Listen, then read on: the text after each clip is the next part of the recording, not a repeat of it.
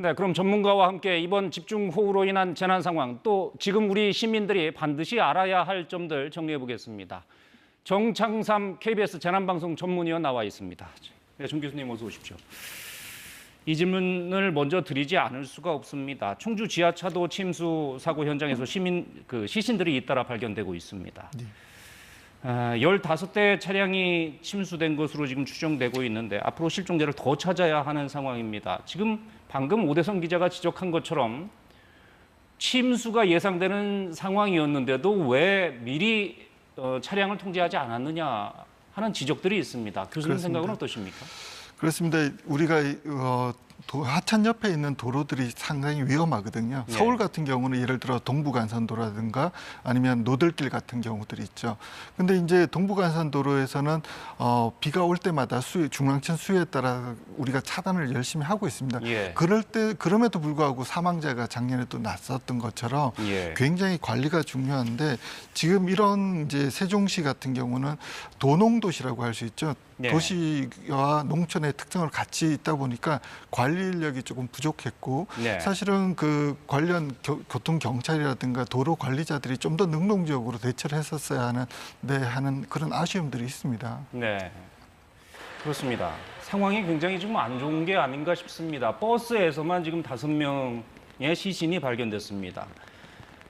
지하차도 안에 지금 침수된 것으로 추정되는 차량이 버스를 포함해서 모두 15대입니다. 버스에서만 5명이 발견됐다면 실종자가 기존에 알려진 것처럼 11명보다 더 많을 수도 있다는 얘기 아닐까요?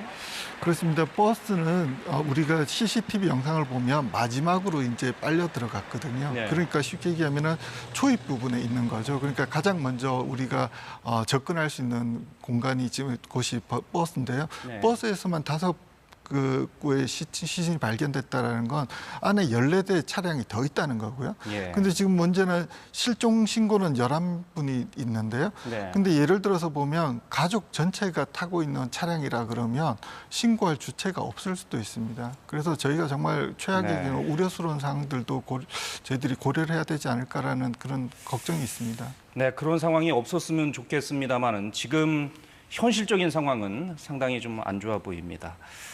교수님, 지금 홍수특보가 내려져 있는 곳이 굉장히 많습니다. 예.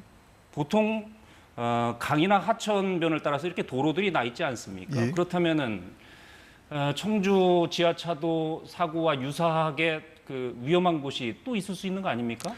그렇습니다. 원래 예를 들어서 보면 동부간선도로를 가장 대표적으로 들 수 있는데요. 네. 동부간선도로가 사실 건설 단계에서부터 논란들이 있었습니다. 예. 왜 그러냐면 하천 부지에 있기 때문에 그렇습니다. 예전에는 하천 부지에서는 어떤 건설 도로를 만든다든가 어떤 건설 사업을 못하게 만들었습니다. 왜 그러냐면 치수라든가 안전에 대한 문제 때문에 그렇지만은 그런 문제들이 동부간선도로라든가 이런 도로들이 점점 생기면서 희석된 거죠. 예. 그러다 보니까 제외지라고 합니다. 우리가 하천 안에 있는 공간, 제외지라고 하는데요. 예. 그 제외지에서의 그 위험성에 대해서 저희들이 간과해 온 거죠. 그러다 보니까 도로를 뚫을 공간이 없다 보니까 우리가 제외지, 하천 안쪽에서 많은 도로들이 지금 만들어지고 있습니다. 그 대전에도 그렇고 대구에도 그렇고 대도시를 관통하는 그런 그 하천 내에서의 예. 그 도로들이 많기 때문에 위험성은 굉장히 상조하고 있는데 우리가 그동안 그 위험성을 간과하고 있었다라고 저는 생각하고 있습니다. 네, 지금 비구름 때는 남부 지역, 그 남해안 일대를 걸쳐 있는 것으로 지금 예상이 되고 있고 남부 지역에 오늘 비가 많이 온다고 하는데 또 그쪽 지역에 홍수주의보가 내려진 곳이 많습니다. 남해안 일대 지자체들은 홍수특보가 내려진 지역 일대에 혹시나 지하차도 또는 지하 터널의 위험이 없는지는 좀 살펴봐 주셔야 될 것 같습니다. 그렇습니다. 교수님, 지금 지하차도, 지하 터널 같은 곳에서 갑자기 이렇게 침수가 일어나는 사고가 예전에도 또 있었습니다. 그런데 그 지하차도라는 것 특성상 물이 고일 수밖에 없는 거 아니겠습니까? 그렇습니다. 이런 지하차도는 침수에 그 대비하는 방법이 다른 방법이 없습니까? 일반적으로 지하차도를 설계할 때는 내수에 의해서 물이 들어오는 정도만을 고려하고 있습니다. 예. 그래서 이번에 이제 저희가 궁평 지하차도에도 4개의 펌프가 있는데요. 그런 서서히 들어오는 물에 대해서만 펌핑을 할 수 있는 능력을 가지고 있습니다. 예. 근데 이제 문제가 되는 것은 이제 하천변에 있다 보면 외수에 의한 범람에 의해서 하천물이 급격히 들어올 수 있는 경우가 있거든요. 예. 그런 경우는 지금 기존의 펌프로는 전혀 작동이 되지 않는 상황이기 때문에 그런 것들을 대비하기 위해서는 우리가 차단 시설을 만든다든가 그 하천의 수위와 연계된 그런 방제 시스템을 만들어 놓지 않고서는 앞으로 저런 사건들이 2번, 3번 반복적으로 일어날 가능성이 높습니다. 그러니까 지금 현재 상황에서는 지하차도 침수를 막을 그런 침수로 인한 사고를 막을 수 있는 방법은 차량을 통제하는 방법밖에 없는 거군요. 그렇습니다. 그렇군요. 조금 전에 화면을 보면은 그 침수가 일단 시작되면 굉장히 빠른 속도로 물이 지하차도로 들어갑니다. 그런 상황에서는 안에 있는 차량이나 사람이 밖으로 물을 거슬러서 나올 수 있을 것인가, 이게 좀 불가능한 일인가 하는 생각도 좀 드는데 어떻게 대처해야 되는 겁니까? 지금 현재 블랙박스 영상을 보면 그 지하차도에 물이 차는 데까지 걸리는 시간은 한 5분 미만인 것 같고요. 예. 거기다가 유속이 한 2, 3m로 빠르게 나옵니다. 그래서 이런 상황에서는 차량에서 걸어서 나오는 것도 거의 불가능했을 거라고 생각하고 있습니다. 예. 그래서 진입을 하지 않는 방향이 가장 좋고요. 지금 영상에서도 보면 버스가 이렇게 서 있어서 물이 급하게 들어오는 걸 보실 수가 있습니다. 예. 그럼 저런 상황이라 그러면 모든 차량들이 일괄적으로 이렇게 후진을 하면서 질서정연하게 좀 빠져나왔어야 되는데 예. 사실 모든 분들이 이런 상황 판단을 순간적으로 내리기가 상당히 어렵습니다. 예, 지금 이 차량 같은 경우에는 역주행을 해서 지금 빠져나오고 있는 거죠. 그렇습니다. 예. 예. 그래서 이 상황에서 의사 판단을 빠르게 해서 이제 통제가 돼야 되는데 많은 분들은 이게 일시적인 현상이라고 생각을 하고 대기를 하시는 경향들이 있거든요. 그렇죠. 예, 그것들이 그럴 수밖에 가장 없죠. 위험합니다. 그렇군요. 알겠습니다. 지하차도 얘기는 여기까지 좀 하고 한 가지 좀 짚어봐야 될 문제가 있습니다. 올해 비 피해 상황을 제가 전해드리면서 특징적으로 느낀 게 그렇습니다. 예년에 비해서 재산 피해보다 인명 피해가 유독 많은 것 같습니다. 왜 그런 걸까요? 그렇습니다. 제가 제일 안타까운 것은 우리가 강수 예보를 400mm 정도 올 거라고 예상을 했습니다. 네. 근데 이제 일반인들한테 400mm가 오고 시간간 강우 강수가 50에서 80까지 될 겁니다라고 얘기를 하면 일반 시민분들은 그런 것들의 개념을 이해하지를 못하십니다. 예. 그래서 사실 400mm가 하루에 오면 거의 국토가 저희가 이런 재난들이 그냥 빈번하게 일어나는 거죠. 수십 명의 인명 피해가 나는 게 정상입니다.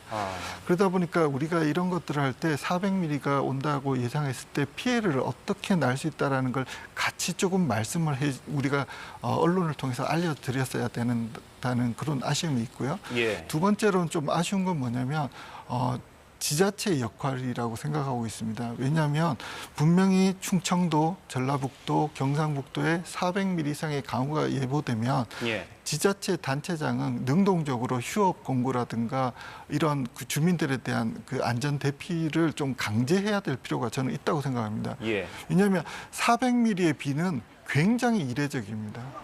왜냐하면 지난주에 우리가 후쿠오카현에서 420mm의 비가 와서 후쿠오카현, 오이타현이 완전히 초토화되는 걸 봤지 않습니까? 예.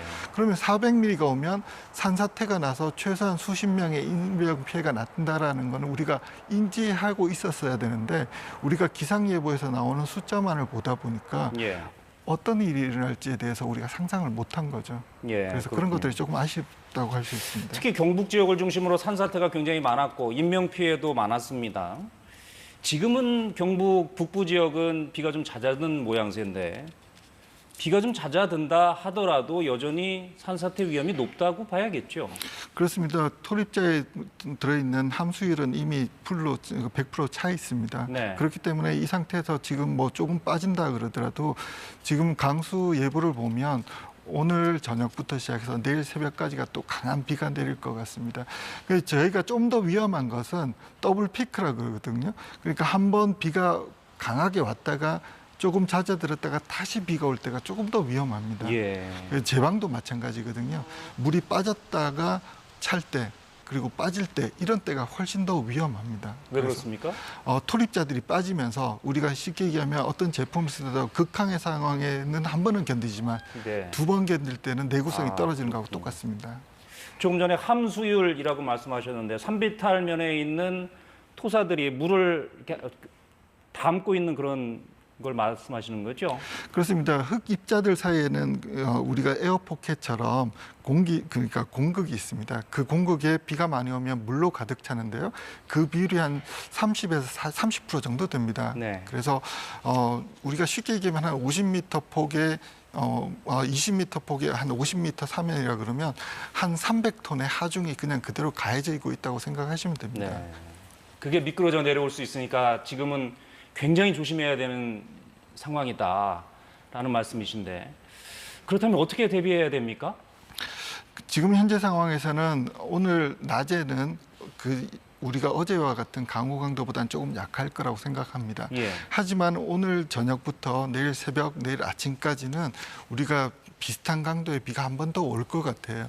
그래서 오늘 저녁이나 내일 아침은 가급적으로 우리가 대피를 하는 게 중요할 것 같고요. 그다음 예. 내일 아침 상황에 따라서는 지자체별로 이제 출근 시간을 조정한다든가 재택근무를 한다든가 이런 네. 것들을 조금 고려해 볼 필요가 있을 것 같습니다. 예, 마지막으로 한 가지만 질문드리겠습니다. 이번 집중호우 상황을 보면 특히 야간 시간대에 갑자기 산사태가 발생하거나 침수 상황이 발생하거나 해서 큰 사고로 이어지는 경우가 많습니다. 이런 피해를 막으려면 가장 유의해야 할 점은 어떤 점이 있을까요? 야간이 되면은 기온이 떨어지면서 우리가 낮 시간대보다는 강우 강도가 강해지는 특징이 있습니다. 예. 그리고 시야가 확보되지 않고 여러 가지 어려움이 있기 때문에 대피라든가 긴급 복구를 하기 굉장히 어려운 상황이기 때문에 가장 좋은 것은 대피라고 저는 생각을 하고 있습니다. 그래서 예. 한 5%, 10%의 위험성만 있더라도 대피를 하시고 본인의 재산과 생명을 지키시는 능동적인 대피 요령이 필요할 것 같습니다. 적극적으로 대피하는 게 중요하겠군요. 예, 지금 예. 상황은 굉장히 위험한 상황이기 때문에 내일 저녁은 오늘 저녁이 되겠죠. 한 번만 저 대피를 고려해 주시기를 부탁드립니다. 알겠습니다. 예, 여기까지 듣도록 하겠습니다. 잘 들었습니다. 네, 지금까지 정창삼 KBS 재난방송 전문위원이었습니다.